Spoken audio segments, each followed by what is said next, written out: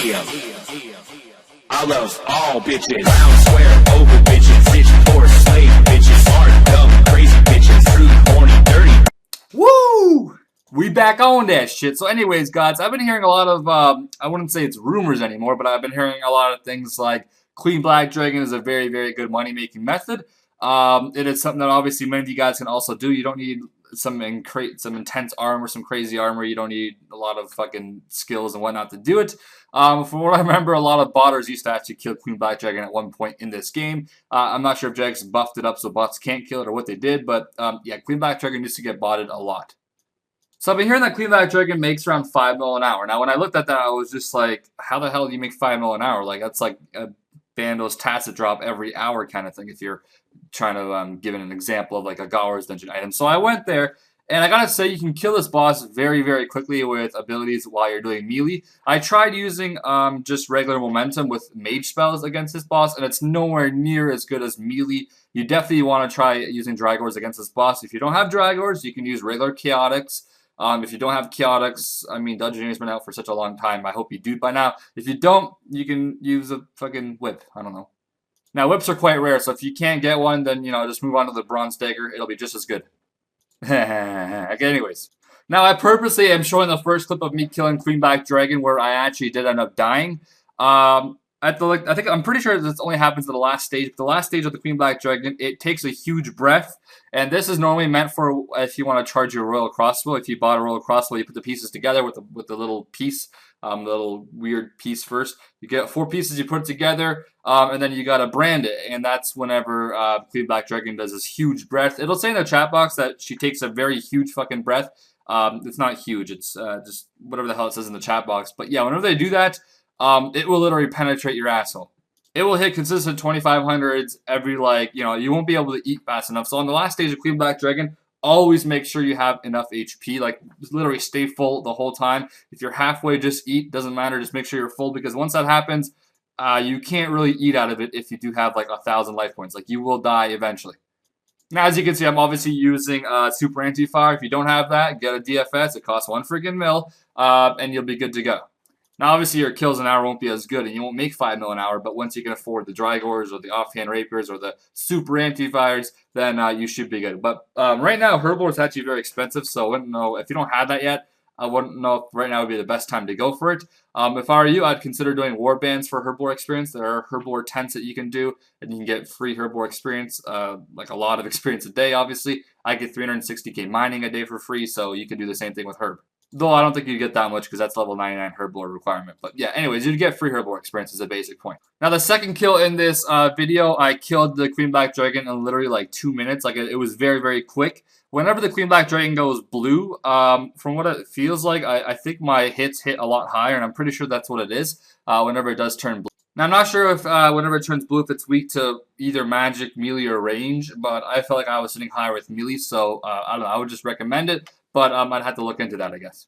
So somebody in the comments, if you guys know when it turns blue, what's its weakness, then, you know, just tell me. But I feel like I was hitting a lot higher with my assault. Now, one thing that's a bonus to the Slayer task, or for this killing this boss, is that you can make it a Slayer task. If you have Black Dragons as your Slayer task, you can bring a Slayer helm and you will hit higher, obviously. I was going to do that for this video, but I don't have that many points left on this account because I use them all in the experience.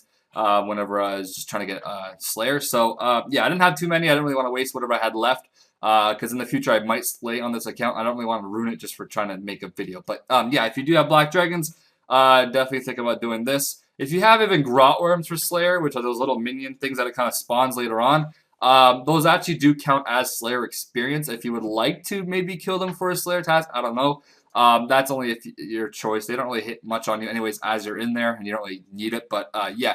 I was using Soul Split, as you guys can see in this video, and yeah, you definitely do want to use Soul Split. I tried Range Pray, Melee Pray, whatever. Soul Split just by far is better. Like, my HP was almost always high, because I was hitting so high on it that I didn't really need anything else.